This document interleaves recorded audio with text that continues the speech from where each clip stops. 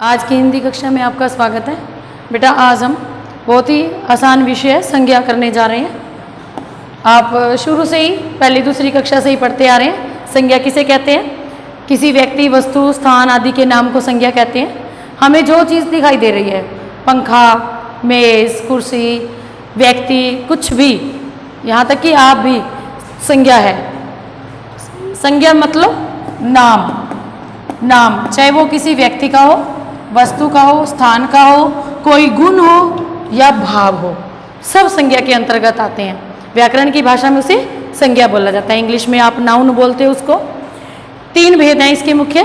संज्ञा के कितने भेद हैं? 3 भेद हैं। व्यक्तिवाचक संज्ञा, जातिवाचक संज्ञा और भाववाचक संज्ञा।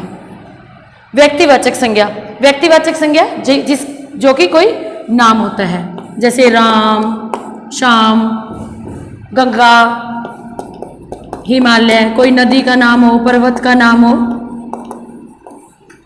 नाम हो, नदी का नाम हो, किसी व्यक्ति का नाम हो, प्रॉपर नाउन, उसे व्यक्तिवाचक संज्ञा कहा जाता है। किसी भी प्रॉपर जिसका एक ही नाम है, तो वो राम, गंगा, हिमालय, ये सब क्या है? व्यक्तिवाचक संज्ञा के उदाहरण है। उसके बाद है जातिवाचक संज्ञा, जो पूरी जाति को संबोधित करता है, उसे जातिवाचक संज्ञा कहते हैं। पेपर में ऐसे भी आ सकता है कि जातिवाचक संज्ञा किसे कहते हैं? तो जातिवाचक संज्ञा पूरी जाति का नाम, जैसे हम बोल देते हैं कि पशु।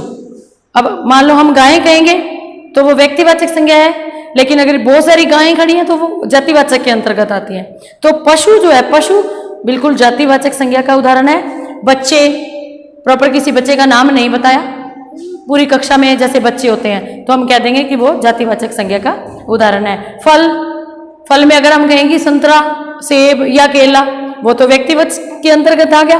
अगर हम फल शब्द प्रयोग करेंगे तो वो जातिवाचक संज्ञा का उदाहरण है। हिंदी में जातिवाचक संज्ञा को ही आगे 2 भागों में बांटा गया है। इंग्लिश में ये अलग अलग है, मटेरियल नाउन, कलेक्टिव नाउन, लेकिन हिंदी में ये जातिवाचक संज्ञा के अंतर्गत ही आते हैं।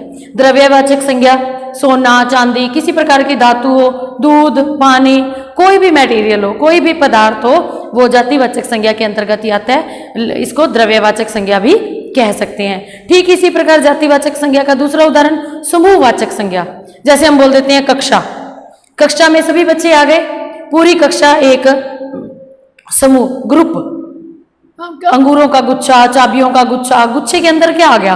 बहुत सारी चीजें आ गई, तो वो क्या हो गया? ग्रुप हो गया, समूह हो गया, तो उसको समूहवाचक संज्ञा कहते हैं। सेना, कक्षा, ये समूहवाचक संज्ञा के उदाहरण है, लेकिन आप इसको जातिवाचक संज्ञा भी बोल सकते हैं। तीसरा है भाववाचक संज्ञा। कई बार परीक्षा में व्यक्तिवाचक संज्ञा को भाववाचक संज्ञा में और जातिवाचक को भाववाचक बनाना आ जाता है। बिल्कुल आसान है। जैसे बूढ़ा जाति है, अगर हम उसको बूढ़ा से बुढ़ापा बनाएंगे तो क्या बन जाएगा? भाववाचक संज्ञा बन जाएगी, भाव हो जाएगा। बुढ़ापा मीन्स वो बुजुर्ग है। बुढ़ापा, बचपन, जवानी, सुंदरता, तो ये क्या, किस चीज के उदाहरण है? भाववाचक। सुंदरता मतलब वो सुंदर है, बुढ़ापा मतलब कि वो बूढ़ा है। तो जब ये ऐसे पूछा जाता है तो वो ये भाववाचक संज्ञा होती है। क्रिया से भी बना सकते हैं हम, संज्ञा से भी बना सकते हैं, यानी कि नाउन प्रोनाउन से हम भाववाचक को बना सकते हैं। एब्स्ट्रैक्ट नाउन बोलते हैं जिसको। तो बेटा आपको इसको अच्छे से लिखना भी है और याद भी करना है। तीनों भेद इसके आपको लर्न होने चाहिए। धन्यवाद।